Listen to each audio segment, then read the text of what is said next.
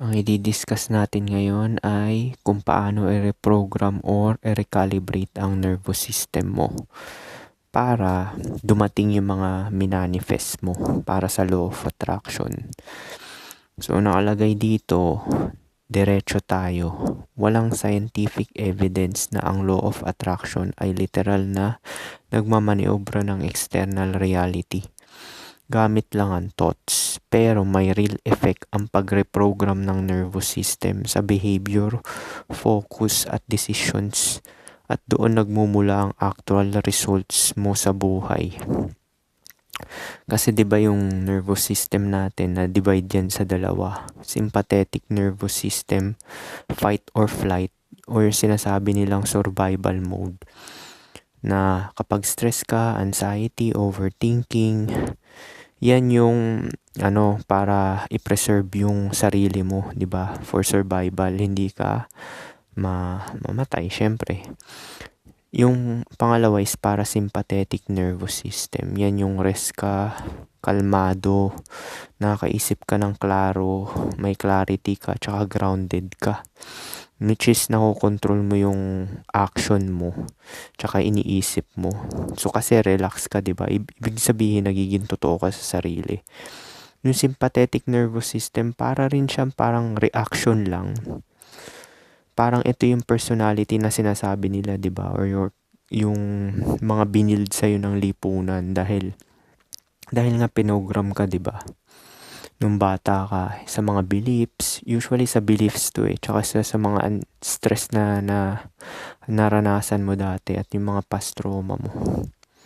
So kung ang goal mo ay manifestation, mas accurate na isipin ito bilang nervous system regulation plus mindset plus consistent action equals outcomes.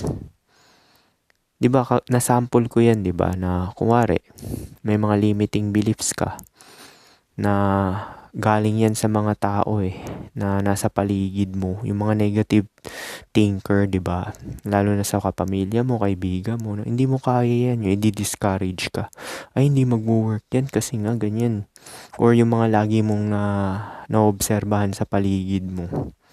Yung mindset ng kapamilya mo, kaibigan mo, mga kaklase mo sa eskwelahan, na puro negatibo, 'di ba? Actually, pagka nanood ka sa television, 'di ba, yung mga balita, puro negative yung mga lagi nilang balita, 'di ba? Na ganito, may sigalot sa Middle East or kung ano-ano pa. So, parang binobomba ka ng stress para maging anxious ka, matakot ka. Pero, hindi siya nag-i-exist, 'di ba? Pag lumabas ka ng kwarto mo, wala naman diyang nangyayari. So, binobomba ka lang ng binobomba ng mga negatibo. Tapos, nagkakaroon ka ng imprisonment sa utak mo. So, more on focus ka dito sa sympathetic nervous system. Ito yung sinasabi, living in fear, 'di ba? Ibig sabihin, false evidence appearing real. So, yung imagination lang talaga. Kasi nga, yan yung mga napanood mo, yung naobserbahan mo. Now, hindi ka masyadong nasa parasympathetic, which is kalmado ka, may clarity ka, nakakaisip ka ng tama, tsaka grounded ka. Ibig sabihin, kaya mo mag-focus. Kapag laging nasa stress mode ka, kahit anong manifest mo, sabog ang actions mo, impulsive, takot, inconsistent. So, yan, 'di ba? Kaya, kailangan mo talagang umiwas sa mga taong negatibo kasi mahahawaan ka niyan. Tsaka yung mga pinapanood mo, pinapakinggan, dapat sinasala mo yan, hindi negatibo. Pati yung mga love song na sawi, nako, magiging sawi ka na rin yan pagka pinapakinggan mo. Tapos yung mga ibang mga podcaster dyan na puro negatibo yung mga naririnig mo, huwag, isalain mo talaga.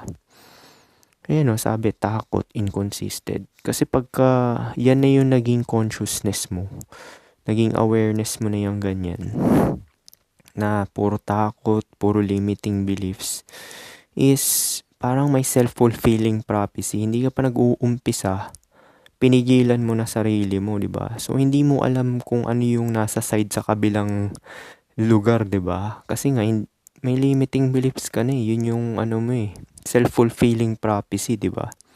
Gagana naman yung self-fulfilling prophecy, depende nga kasi yan sa pinapaniwalaan mo, di ba? Kung positive pinapaniwalaan mo, yun talaga yung mangyayari sa self-fulfilling prophecy. Kaya ang tunay na trabaho, ilagay ang katawan sa calm focus state.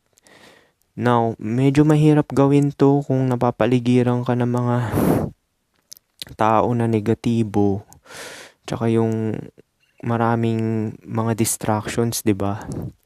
Gaya ng mga sa environment to usually. Kunwari, nasa hood ka, di ba? Ang ingay-ingay, may construction, tapos nagsisigawan kapitbahay. So, need mo talaga makaalis dyan sa ganyan, sa survival na setup. Hindi lang naman sa mindset yan, sa environment. Malaki talaga sineshape ng environment. Nag-uumpisa yan sa pamilya, di ba? Yung mga doubters mong relatives, tapos pipigilan ka sa mga gusto mo. Tsaka yung naobserbahan mo sa parents mo, yung mga nagtatalo, ganyan. Usually, pinagtatalunan, pera, kung ano-ano pa, di ba? Negatibo. Sa mga kaklase mo. Kaya iiwas ka talaga sa mga negatibo na tao, impormasyon, sa mga pinapakinggan mo. Para nasa kalmado state ka, di ba? At mas totoo ka sa sarili mo. Di ba kasi pag kalmado ka, mas totoo ka sa sarili mo, di ba? Practical na paraan para i-recalibrate, breath work, pinakamabilis. Ito ang direct switch ng nervous system. Now, hindi mo kasi magagawa to kung hindi ka self-aware sa sarili mo. Ibig sabihin, hindi mo pa nakilala yung sarili mo. Ibig sabihin, na balance mo yung good side at bad side mo. Kaya nga kailangan mag-umpisa ka muna sa pagmamahal sa sarili. Kasi kung hindi mo natuklasan sarili mo, mahihirapan ka dito kasi yung mga iniisip mo, hindi mo alam na hindi pala yan galing sa'yo. Yan yung previous brainwashing mo na paulit-ulit lang dumadaan sa utak mo. Pati yung mga nararamdaman mo na takot, anxiety, worries sa dibdib, hindi naman sa'yo yan, galing yan sa nakaraan mo, di ba? Mahirap pigilan, pero yun nga, kailangan matuklasan mo yung sarili mo para makokontrol mo. Breath work. Inhale 4 second, hold 4 second, exhale. 6 to 8 seconds. 5 to 10 minutes daily gagawin. Alam mo yung mewing, na-share ko na yan last eh. Ilalagay nyo yung pallet nyo sa yung tang nyo sa roof ng pallet nyo. Tapos hihinga kayo sa ilong, in and out. Kasi nga, kunwari na nakaharap ka ng stressful na sitwasyon or stressful na sitwasyon, kailangan mo munang mag-pause. Tapos, huminga ka na malalim, mga 4 seconds in and out, di ba? Mahabang exhale, activation ng parasympathetic para calm ka. Alam niyo yung paghinga na yung ganon. Para ma-activate nga yung parasympathetic, maging kalmado ka. Meron akong technique na i-share sa inyo. Minsan ginagawa ko to. Alam niyo yung sa tenga, yung lobe ng tenga. Para kunwari may interview ko, pinipisil ko yan, kinukurot ko yan eh.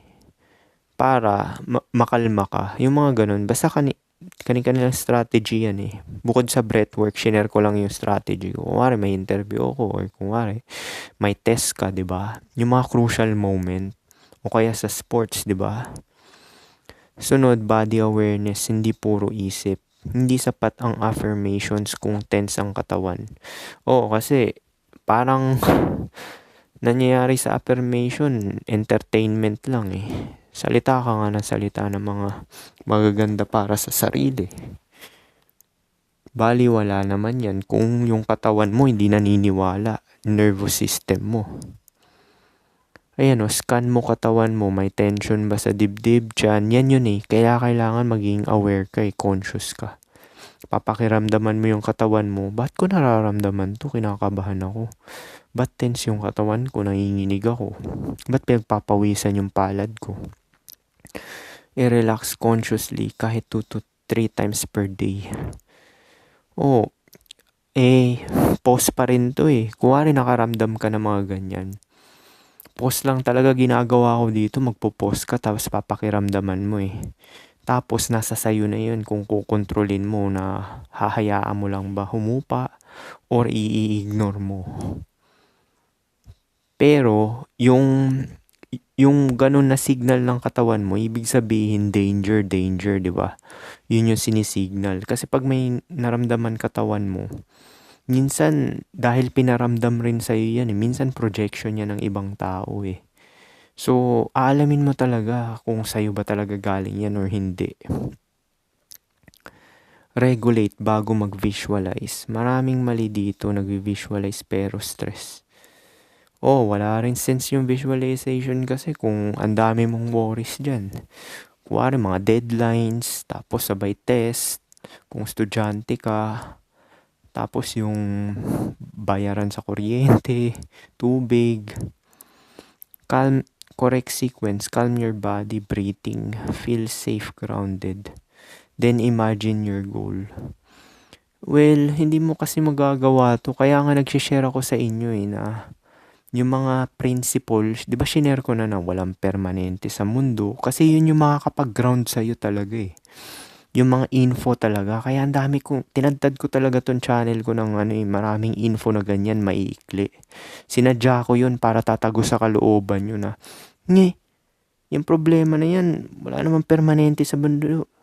Lilipas din yan. O di, mabilis di ba? Mabilis ka makaka-move on. So, yan yung mga shinare ko na walang permanente. Tas kung may mawawala, may papalit. Ano pa ba yung mga deep wisdom na shinare ko? Hindi mo control yung ibang tao, sarili mo lang. Sarili mo lang din tutulong. So, pero yung mga shinare ko na ganun, di ba? Kaya mong piliin maging masaya. Ano ba yung mga shinare ko pa dyan, di ba? Ang dami mga ganun. Basta, panoorin nyo lahat ng clip ko. Isa na yun para maging kalmado ka eh. Calm your body, feel safe, grounded, then imagine your goal. Yun nga, kasi hindi rin gagana to eh kung ignorante ka eh, diba? Diba nga, ignorance is the source of suffering. Kung hindi mo nalalaman kung ano yung root cause niya nararamdaman mo, bali wala to mga ganito, diba? Kung hindi mo nararamdaman sa katawan, walang epekto. Repetition plus safety signals. Ang nervous system natututo sa repetition, hindi sa isang manifestation session. Totoo yan kasi nga may limiting beliefs ka, 'di ba, from programming, tsaka yung sa mga tao. Lalo na yung 1 to 7 years old, yung mga trauma mo dati. Malaki talaga effect nun yung trauma. Kasi nga, makarinig ka lang ng boses na o kaya yung i-reject ka or iparamdam sa'yo na hindi ka gusto, magre-react na agad yung katawan mo niyan. Parang hindi mo talaga control. Kaya nga kahit awake ka, lalabas pa rin talaga to. Yung mga nagsasabi wala sila nararamdaman totally, nagsisinungaling yan. Kasi yung katawan mo meron yung parang memory, di ba?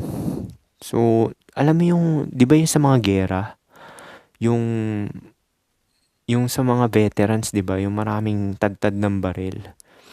Tapos naririnig nila yun. Kahit natutulog sila, naririnig pa rin talaga nila yung ganun, yung bakbakan. Tapos pinagpapawisan sila, kinakabahan.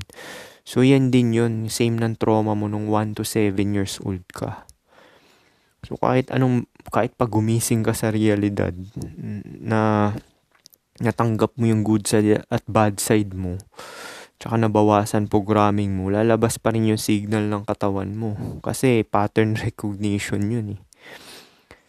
So, daily gawin, same routine, sleep, wake time, o repetition daw. Small wins, tapusin mo kahit maliit na task. Nagbibigay ito ng safe ako, in control ako. Magandang tulong din dito yung training talaga tsaka exercise. Tapos may routine ka talaga. Lalo na yung lifting weights, mag-lift ka ng weights. Kasi yun nire-recalibrate talaga nung lifting ng weights yung nervous system mo eh. Kasi parang mapapansin mo ang dami mong energy tapos yung utak mo kalmado. Kasi nga pag nagli-lift ka ng weight is parang nilalagay mo na sa stressful situation yung katawan mo. So para pagka humarap ka sa outside world, ma-stress ka man dyan, hindi na bago sa'yo kasi nga maning-mani na lang, di ba? Kaya nakakatulong talaga yung training, lalo na yung ngayon nga, ang dami na nag-gym dyan eh. Di ba nagiging kalmado ka pagka nakapag-gym ka? Hindi ka naman makikipagsuntukan or kung ano. Ano lang siya, nilagay mo lang talaga sa stress yung katawan mo dahil nga nagbubuhat ka, di ba?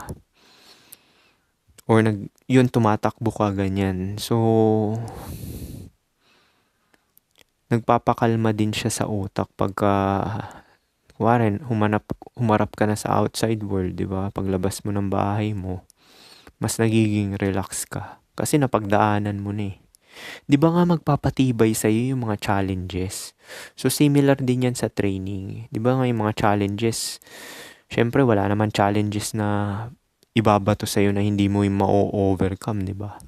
Lahat naman yan ma-overcome mo. Kasi, nakabase yan sa'yo eh. Yung mga challenges mo, base yan sa'yo talaga, nakapattern sa'yo yan.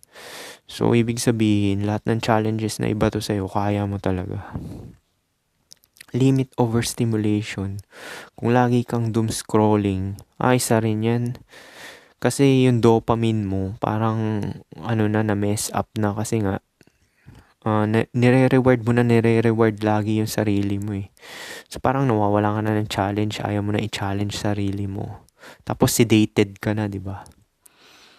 High dopamine, TikTok non-stop, ayun, puyat. Laging activated ang stress system mo. Kasi itong overstimulation, yan yung mga nakikita mo sa mga social media, di ba? Actually, cellphone talaga yung nakakapag-stress sa tao talaga eh. Kasi may comparison dyan, mafe-feel mo na huli ka. Flight or flight talaga, di ba? Biruin mo, comparison na feel mo na huli ka. Wala naman talagang huli. Kahit matanda ka or bata ka, buhay ka pa rin sa present lang mahalaga. Ano naman, alam mo ba, illusion yung success monetarily. Kasi tingnan mo tong lesson kay Floyd Mayweather. Di ba maaga sila naging milyonaryo ng bata, tas ngayon 50 na siya, ngayon siya naging broke. Now, wag ka mainggit sa mga bata na yumaman, kasi i-maintain mo yan eh, di ba? So, illusion kasi yan, lahat tayo sa present lang talaga namumuhay. So, yung age nga rin, illusion nga rin yan eh. Kaya hindi mo dapat i-compare niya, ba't siya ang bilis niya nakuha yung monetary success? Well, hanggat may makakain ka dyan, tsaka may natitirahan, magpasalamat ka na lang din. Yung poverty nga, consciousness yan eh. Di ba nga, sinampol ko na yan, mga katutubo ba na feel nila na mahirap sila or huli sila sa buhay? Hindi. Kasi nga, yan yung programming ng lipunan, di ba? Pinoprogram ka ng lipunan na ganyan. Kailangan mo mag-compete, i-prove mo yung sarili mo, gawin mo yung ganito, kailangan maging ganito ka at the certain age. So parang, yun, nilalagay yung mindset mo sa laging lacking. Pansin mo yan, parang nilalagay ka ng lipunan sa state ng kakulangan sa sarili, di ba? Hanggat may katawan ka dyan, buo ka pa rin naman, di ba? Magagawa mo ng paraan yang, kuwari wala ka mang pera dyan, kaunti lang pera mo, magagawa mo naman ng paraan yan. Actually, kung nandito kayo sa kamalayan na ganito, hindi ka rin maiinggit sa mayaman kasi minemaintain din nila yan. May pinapasahuran ng mga ibang tao yan. Actually, mas maraming responsibilidad yung mayaman sa totoo lang. Maraming responsibilidad dyan. Pumalya lang sila ng isang maling step, magne-negative zero yan. Kaya huwag ka maiinggit sa mga super yaman dyan kasi minemaintain nila yan. Tsaka consciousness yan eh. Yung mga katutubo, hindi naman nila na-feel na mahirap sila eh, di ba? Talaga yan, mindset lang talaga. Kaya nga buburahin nyo lahat ng mga paniniwala nyo eh. Kasi concept lang lahat yan. Dito sa realidad na to, pwede mong paniwalaan lahat ng gusto mong paniwalaan. Pwede mong gawin lahat ng gusto mong gawin. Hindi lahat makakabuti sa'yo. Content creation, balance, okay. Consumption, controlled. So, movement, underrated. Physical movement, reset ng nervous system. Ito yun, walking, training, gym, stretching, nilalabas ang stored stress sa katawan. Yan yung sinasabi ko na pag na-stress yung katawan mo sa training, yung mga ganyan. Tsaka circulation din yan eh. Thoughts, action, hindi magic. Instead, ima-manifest ko lang. Marami kasi nag-iisip. Alam mo yung, di ba may marami mga guru ng manifestation. Kailangan ramdamin mo raw, yung mga ganyan. Di nila sinasabi na gumagawa rin sila ng action. Kasi, sinasabi nila, isipin mo, damdamin mo. Well, kung nasa kwarto ka lang at di ka okay lang sana kung nagpo-post ka dyan ng content. Kung target mo, internet money. Pero kung hindi ka rin lalabas, i-expose mo sarili mo, ibig sabihin, hindi mo ipapakita sarili mo sa opportunity, wala ring mangyayari, di ba? Wala naman tanga nakakatok sa'yo, ito na yung pera mo, 1,000,000. Di ba? Di naman mangyayari yun, di ba? Kahit yung mga nag-i-stay sa bahay, hindi lumalabas, gumagawa ng content yan para sa internet money. So, pinapakita pa rin nila yung yung content nila tsaka yung sarili nila, 'di ba? Para sa opportunity, which is yung internet nga, 'di ba? Gawin mo clear goal. So mag-set ka talaga ng goal yung gustong-gusto mo mangyari sa sarili mo. Tapos daily action.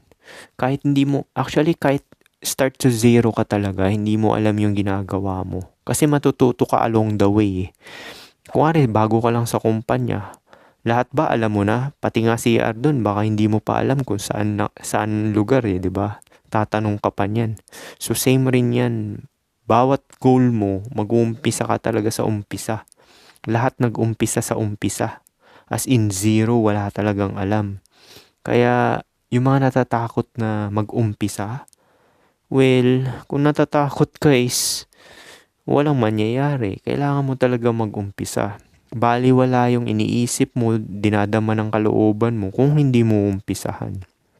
Kaya nga kailangan clear goal eh. Tapos, mag-take ka na ng action or yung tinatawag nilang risk. Tapos, consistency. Ang alignment, ginagawa mo yung dapat gawin kahit di ka motivated. Syempre, kung gusto mo yung goal mo talaga, kahit di ka motivated, gagawin mo siya kasi at the back of your mind, alam mo magbubunga yan kahit small wins. Kasi yung mga small wins mo, may compounding effect yan eh. So, isa-sample ko dito yung pagte-train, di ba? Kung goal mo magka 6-pack, tingin mo ba 5 days may 6-pack ka na? Hindi ganun yun gagana, di ba? Kailangan paghirapan mo yan, maraming beses ka magte-train para lumabas yung abs mo. Or kung mataba ka, gusto mo magpapayat, hindi naman isang araw lang ng jogging or cardio or pagbubuhat ng mga weights is papayat ka na. Ito, real talk. Tungkol sa manifestation, hindi ka basta makakabago ng reality gamit lang ang isip. Pero kaya mong baguhin habits, focus, decision. Actually, dapat sinama niya dito yung paniniwala eh. Kasi sa paniniwala talaga lahat nag-uumpisa eh. Yan yung self-fulfilling prophecy, no? Kung pinaniwalaan mo na brainwash ka na, ay hindi ko kaya yung ginagawa nila kasi hanggang dito lang ako. Well, yan talaga mangyayari sa'yo kasi yun yung pinaniwalaan mo eh. Diba? Hindi lang habits, focus, tsaka decision to. Yung paniniwala mo talaga, yun yung magdidikta talaga sa'yo kung ano mangyayari sa iisipin mo, sasabihin mo, dadamdamin mo, tsaka kilos mo. Malaki talaga impluwensya ng paniniwala. Kaya kailangan maging particular talaga kayo sa mga pinapakinggan nyo eh. Mga pinapanood nyo. Tapos kailangan magtanong kayo. Tanungin nyo yung sarili nyo. Ito bang sinasabi niya? Totoo ba to? Applicable ba to sa akin? May mapapala ba ako dito? Or sinasayang niya lang yung oras ko? So, kailangan nyo rin introspect, di ba? Tatanungin mo yung sarili mo kung may benefit ka ba makukuha dyan, di ba? Kasi kung wala ka mabe-benefit, well, naging entertainment na lang yan, tsaka nagsayang ka ng oras. Pwede mong sundan morning 10 to 15 minutes breath work, 5 minutes, visualize 5 minutes, set 1 to 3 actions. So si ChatGPT gumawa pa ng daily routine. Gawin ng task kahit small, avoid stimulation, overstimulation, night reflect ano nagawa mo, relax body. Hindi ako nagre-reflect kasi syempre obviously pagka ginawa mo na yung action, nasa pagtanggap mo na yun, di ba? Kung pumabor o hindi. Pag hindi pumabor, doon ka na mag-reflect. Bakit hindi pumabor? Kailangan ko bang may konting i-improve pa? Kung marami ka nang in-improve, tapos wala pa rin nangyari, mag-isip-isip ka na, di ba? Maybe hindi talaga para sa yan. So, yan yung mga para yung nervous system nyo. May i-share din ako sa inyo yung repetition. Kuwari kung may takot ka sa isang bagay, alisin mo yung mga kasamaan yung mga obvious na, kuwari, magnakaw, yung mga ganyan, alisin nyo yung ganun. Yung fear lang talaga, kuwari, takot ka magsini mag-isa. So, hindi naman masama yun, di ba? So, gawin mo siya ng maraming beses para hindi ka na matakot. Mag-travel ng long distance travel na mag-isa. Or mag-overseas mag-isa, mag-travel. Or kumain sa restaurant na mag-isa. Or mag-overspend ng 10,000 sa isang gamit. Yung tipong masasagad wallet mo. So, minsan gawin nyo yung ganun. Kasi nga, mapapansin mo, ay, wala naman nangyari. Buhay pa rin naman ako. Pero hindi ko advise sa inyo yung mga extreme sports. Yung mga extreme na gagawin, tatalon sa matataas na lugar. Tapos yung mga pabilisan ng bisikleta. Well, wag nyo nang gawin yan. Makipag-compete pa kayo. Madidisgrasya lang kayo Hindi naman yan overcoming fear recklessness na yan. Minsan mag-isip-isip din kayo kung recklessness na yung ginagawa nyo or hindi. Iba naman yung overcoming fear Kuwari, kagaya ng ginagawa ko, ino-overcome ko yung approach anxiety, di ba? I-approach mo yung babae na trip mo sa kalsada, basta respectful ka lang. So, ganun yung gawin nyo, i-challenge nyo talaga sarili niya. Tapos nag-abroad din ako mag-isa, di ba? Isa rin yung challenge din. Mag-learn ng new skills, challenge din yan. Gumawa ng TikTok account, magsalita ng ganito sa podcast. So, syempre, sa umpisa talaga, may mga limiting beliefs ka niyan. Pero pagka nagawa mo na siya, kala ko hindi ko siya kaya ko na pala siya. So, mapapansin mo, syempre sa una talaga, lahat naman nag-umpisa hindi naman magaling agad di ba? Wala namang ganong tao. Tsaka yung talent, di ako naniniwala dyan sa talent Kasi yan talent, kung hindi mo ginagawa, wala rin, di ba? Kahit sabi mo ikaw pa pinaka-talented, kung hindi mo ginagawa yung talent mo, walang silbi. Ang lang talaga is kumilos ka talaga. Tsaka yung gusto mo, kailangan gusto mo talaga. Kasi kung hindi mo gusto, tas kumikilos ka lang, well, yung resulta niyan, half-half. Kasi hindi ka invested Ibig sabihin, wala kang driving force na galingan. Or ibigay yung best mo kasi nga, hindi mo naman gusto yung ginagawa mo Doon din talaga iikot sa kagustuhan mo talaga Kaya alam ko marami, lalo na sa mga lalaki dito na nakikinig na ito. Alam ko mahirap sa atin makaisip ng yung talagang gusto natin, di ba? Sa babae rin naman minsan yan yung kakaharapin mo. Ano ba talaga yung gusto ko sa buhay ko? Di ba? Medyo mahirap yan. Yan talaga yung tutuklasin mo. Kaya kailangan mo talagang i-feel, pag mag-i-improve ka, kailangan alisin mo na yung mga distraction sa buhay mo. Tapos dun mo matutuklasan sarili mo tsaka yung kagustuhan mo sa buhay. Kung ano ba talaga yung vision mo sa sarili mo para sa short term tsaka long term, di ba? So paano? Yun lang. Sana may matutunan kayo dito sa video na to para i-calibrate yung nervous system nyo. Hindi kayo maging reactive at mamuhay sa flight or flight na tinatawag na survival. Peace.